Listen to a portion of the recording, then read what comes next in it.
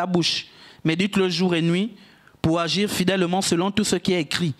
Vous voyez? Donc, on n'a pas dit selon n'importe quel livre. On n'a pas dit de se vider l'esprit, non. On a dit de méditer sur ce livre, donc la parole, sur la parole. Jour et nuit, pour que fidèlement, nous trouvons aussi des réponses que le Seigneur veut bien nous donner. Bien, on en a fini pour la première partie. S'il y a des questions, on va reprendre au fur et à mesure avant d'aborder, ou bien soit on termine tout et vous posez des questions. Je termine tout. Ok. Bien, on a vu comment méditer la parole de Dieu. C'est sur ce livre, le livre de la loi, qu'on ne s'éloigne pas de sa bouche, comme dit Josué 1, verset 8. Que ce livre de la loi ne s'éloigne point de ta bouche. Médite-le jour et nuit pour agir fidèlement selon tout ce qui est écrit, car c'est alors que tu auras du succès dans tes entreprises, c'est alors que tu réussiras. Donc, cette parole-là n'est pas fortuite.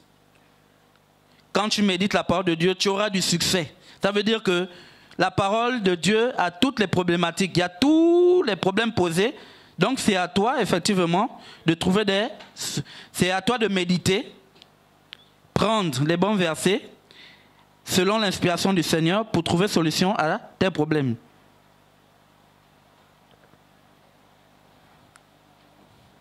Bien. Nous allons voir en dernier point la place de la méditation dans le processus de la croissance spirituelle.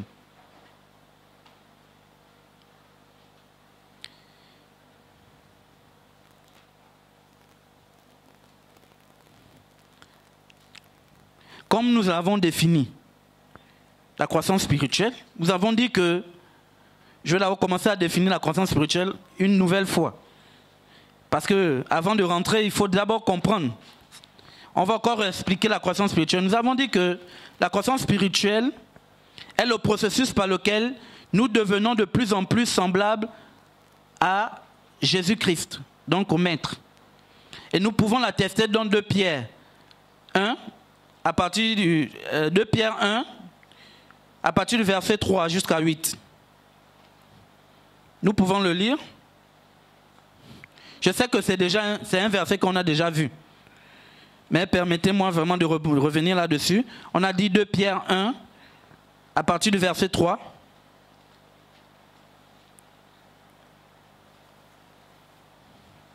La parole de Dieu dit, dans 2 Pierre 1, à partir du verset 3. Béni soit Dieu le Père. Non, c'est pas ça. Voilà.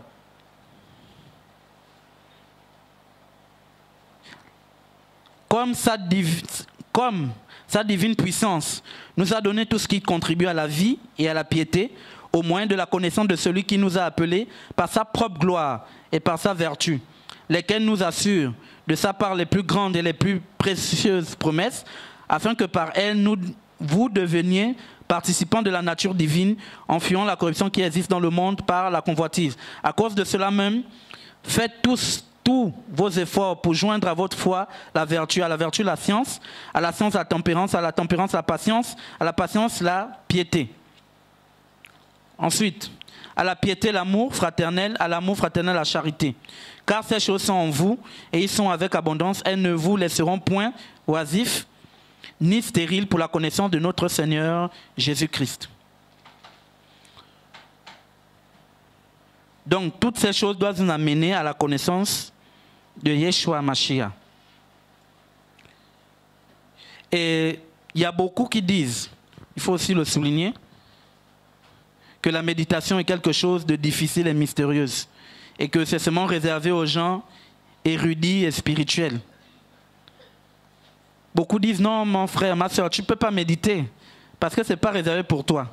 C'est réservé seulement aux érudits, donc les érudits, ceux qui ont la connaissance, et aux hommes spirituels. Je veux dire ici que c'est une affirmation fausse, parce que la méditation n'est pas une chose difficile et mystérieuse. Pourquoi? Nous sommes enfants de Dieu, nous avons la parole de Dieu, nous la méditons jour et nuit. Nous la lisons, et il n'y a rien de mystérieux dans le fait de méditer la parole. Il n'y a rien de mystérieux. Sauf qu'il y a des découvertes que vous pouvez recevoir qui peuvent parfois un peu vous choquer, mais pas au point de dire que c'est mystérieux. Ne faites pas de la parole de Dieu votre comment dirais-je? Ne faites pas de la parole de Dieu votre outil de menace pour certains. Bien montrer à d'autres que c'est difficile de méditer. Non, ce n'est pas difficile de méditer. C'est juste de penser profondément et en permanence à un verset, le mémoriser aussi, le laisser s'enraciner et se l'approprier jusqu'à ce qu'il devienne une force de vie qui agit en vous chaque jour. Donc ça veut dire que lorsque tu médites une parole, tu médites un verset, tu mémorises le verset. Je vois ici chaque dimanche, effectivement, nous donnons des versets. Pourquoi nous réussissons à donner des versets? Parce que nous méditons ces versets-là. On ne prend pas seulement des versets pour les prendre. Nous méditons et lorsque on est dans le besoin. Parce que ne pensez pas que lorsque je médite la parole, je la médite et puis j'oublie. Non. Le Saint-Esprit va faire en sorte que lorsque tu seras dans le besoin, cette parole-là va revenir. Voilà pourquoi il est important de méditer la parole. Lors du danger, lors d'une situation compliquée, cette parole va revenir en toi et tu vas agir. Nous pouvons la tester lorsque j'ai donné Luc 4.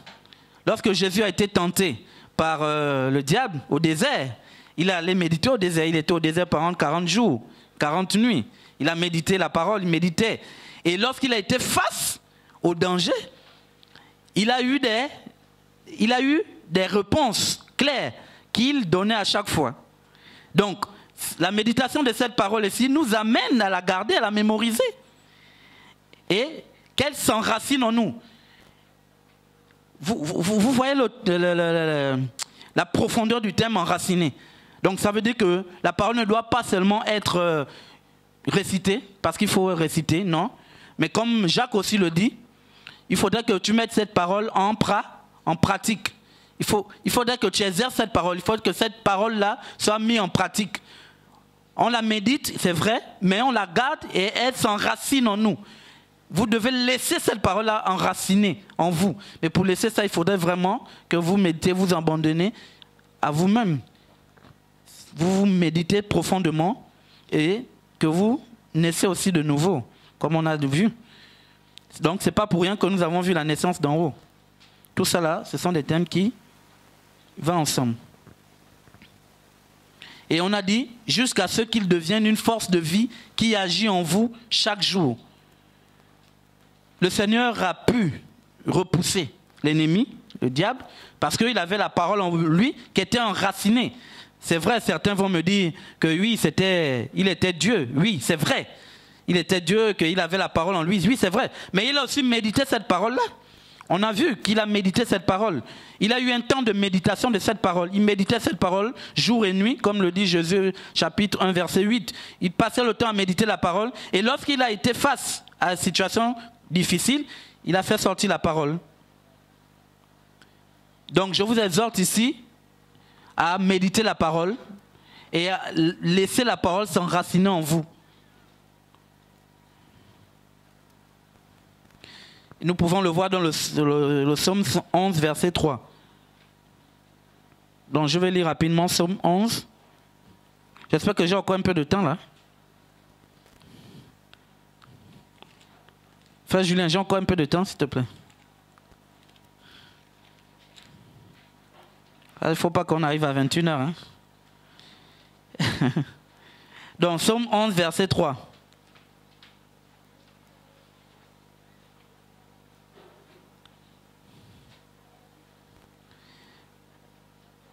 Quand les fondements sont renversés, le juste, que fera-t-il? L'Éternel est dans son saint temple.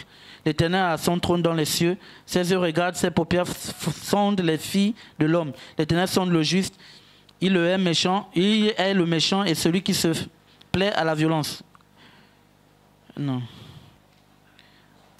En fait, ici, c'est juste pour dire que lorsque tu médites la parole et lorsque tu médites la parole, tu mémorises le verset ou bien la parole, tu laisses enraciner cette parole en toi, en la méditant, le fait de méditer, et tu t'appropries de cette parole-là. Et qu'est-ce que ça devient à la longue? Une force de vie qui agit en vous chaque jour. Et on a donné Luc 4, où le Seigneur, lorsqu'il était confronté aux difficultés, il a utilisé cette parole-là pour contrer l'ennemi, donc le diable. Donc, il est bon d'écouter et méditer la parole de Dieu pour nourrir ta maturité spirituelle. Donc, si tu veux vraiment croître spirituellement, mûrir ta maturité spirituelle, il faut méditer la parole. 1 Pierre 1, 18, comme référence. Jacques 1, verset 22. 1 Pierre 1, verset 18, parle de cela. Méditer la parole. Si tu veux nourrir ta maturité spirituelle, il faut méditer la parole.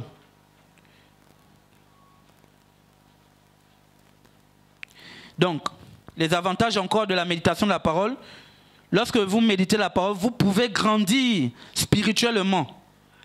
Vous allez grandir spirituellement tout en trouvant la tranquillité et la paix intérieure.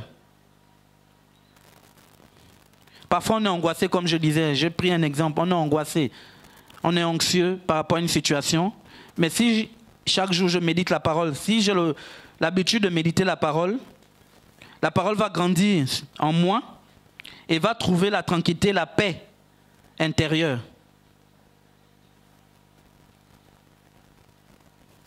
Donc, en un mot, passer du temps. Il faut passer du temps dans la méditation, nous permet d'ouvrir les portes qui nous permettent de trouver les réponses aux questions qui se rapportent au but de la vie. Parfois, on a des questionnements. Je sais que dans la salle, il y a beaucoup. Même moi aussi, parfois, ça m'arrive d'avoir des questionnements du genre, pourquoi suis-je né? Quel est mon but sur terre? Pourquoi Dieu m'a créé? Pourquoi suis-je sur terre? Ce sont des questions comme ça que nous posons très souvent. Et la méditation nous permet d'ouvrir les portes qui nous permettent de trouver des réponses. Et nous méditons sur la parole de Dieu face à ce questionnement-là, pourquoi je suis sur terre? Et au fur et à mesure que nous méditons, le Seigneur nous donne des réponses à notre inquiétude, nos méditations. Dans Genèse 24, au verset 63, nous pouvons le voir. Genèse 24, verset 63.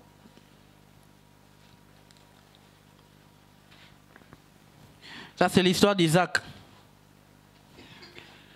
Un soir qu'Isaac était sorti pour méditer dans les champs, il leva les yeux et regarda, et voici des chameaux arrivaient. Donc, vous voyez ici que la méditation, comme je parlais de lieu aussi, c'est très important, le lieu où on médite. Isaac a préféré aller méditer dans les champs. Et lorsqu'il leva les yeux, il a vu les chameaux qui arrivaient vers lui. Et on peut continuer. Parce que Isaac ici, s'il faut revenir un peu sur l'histoire, Isaac avait beaucoup de questions, il se posait beaucoup de questions, il avait beaucoup d'interrogations sur sa vie, mais aussi sur, je pense, le mariage. Il cherchait une femme en fait. Il cherchait une femme. Et donc il allait dans la méditation, dans le champ, poser la question au Seigneur, il était en train de méditer. Et sûrement il a eu, la suite de l'histoire nous dit, il a eu effectivement réponse. Le Seigneur lui a effectivement révélé ses interrogations et donné des réponses à ses interrogations. Donc je disais tantôt que le fait de méditer nous permet d'ouvrir les portes qui nous permettent de trouver des réponses aux questions qui se rapportent au but de la vie. C'est comme l'exemple d'Isaac dans Genèse 24, verset 63. Vous pouvez lire tout le chapitre, vous allez comprendre. Et sinon, c'est ce que je viens d'expliquer. Et on aime aussi, la méditation de la parole de Dieu nous permet d'accéder à plus de sagesse en approfondissant notre compréhension. C'est très important. La méditation nous permet d'accéder, la méditation de la parole de Dieu nous permet d'accéder à plus de sagesse en approfondissant notre compréhension.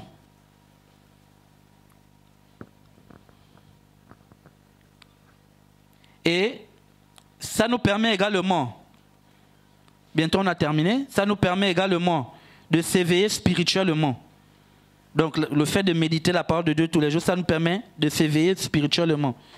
C'est quoi ici l'éveil spirituel? L'éveil spirituel correspond à la phase de notre vie où l'on commence à se poser des questions et où on entreprend la quête qui nous permettra d'y apporter des réponses. Parfois, lorsque nous sommes nouveaux convertis, il y a des questions effectivement que nous nous posons, mais parfois que nous n'avons pas de réponse. Mais au fur et à mesure que nous rentrons dans l'intimité avec le Seigneur, nous prenons la peine de méditer la parole de Dieu, nous rentrons dans la phase de l'éveil spirituel. Nous devenons éveillés spirituellement. Et cela correspond à la phase de notre vie où l'on commence à se poser des questions. C'est quand tu commences à te poser des questions sur ta vie, ton existence, sur la mission que le Seigneur a demandé à ce que tu puisses faire. C'est là où on dit que tu t'éveilles spirituellement. Et cet éveil spirituel-là est favorisé par la méditation de la parole de Dieu. On aime aussi, pour terminer, la méditation de la parole de Dieu clarifie notre compréhension et corrige notre conduite. La méditation de la parole de Dieu clarifie notre compréhension et corrige notre conduite. Ça veut dire quoi? Ça veut dire que si on était colérique, par exemple, je médite la parole de Dieu. Il y a des passages, effectivement, dans la parole qui parlent de la colère. Je prends le temps de méditer cette parole-là. Il est sûr et certain, bien-aimé, qu'en méditant cette parole, parce qu'en méditant cette parole, vous posez le problème au Seigneur. Le Seigneur vous donne des réponses afin que ce fruit, que cette colère-là puisse partir en vous. Donc ça clarifie notre compréhension. Si on a un problème de compréhension, ça corrige aussi notre conduite. Donc la méditation de la parole de Dieu clarifie notre compréhension. Ça corrige aussi notre conduite. Si on était quelqu'un de colérique, comme j'ai dit, avec la parole de Dieu nous corrige.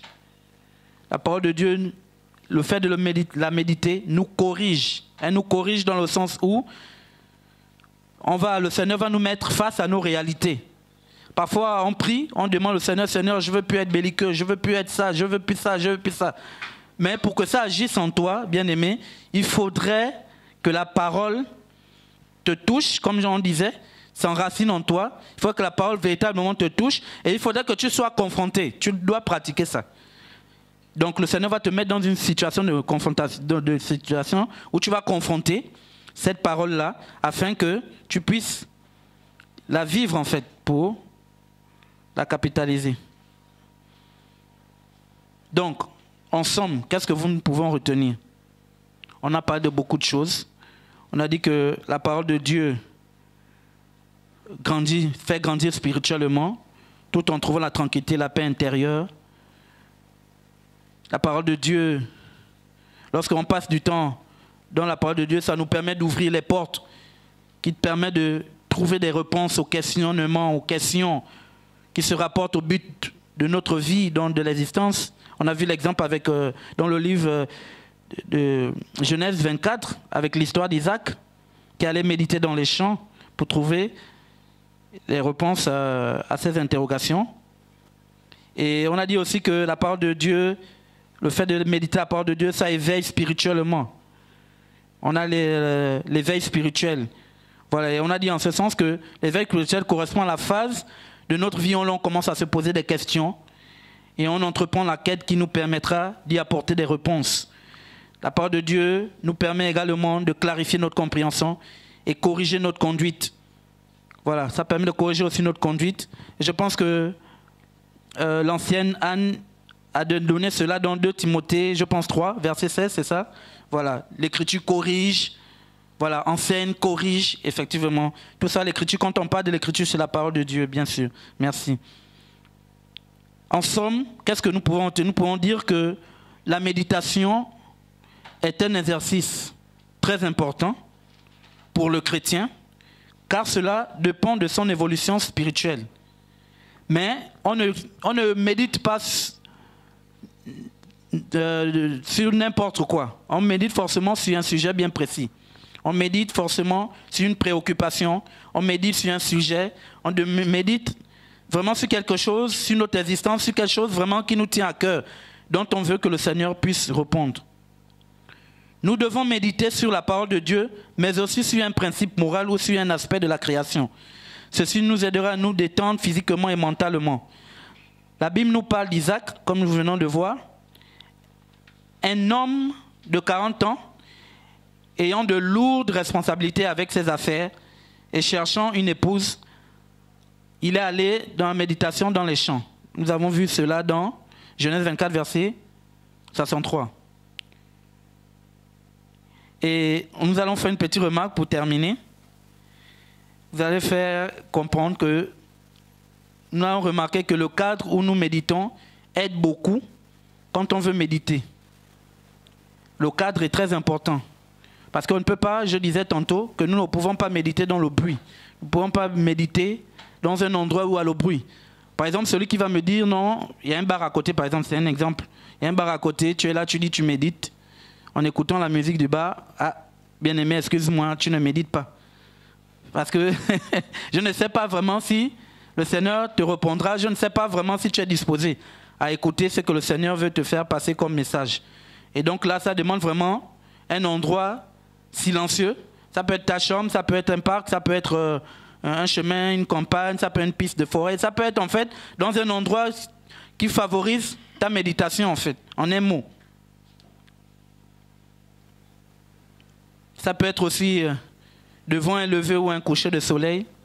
Ce sont des lieux ici propices à la méditation, mais tu peux méditer aussi dans le lieu qui te semble le mieux. Mais en un mot, on ne médite pas dans le bruit. On ne médite pas dans le bruit. Parce que tu sortiras de là sans réponse.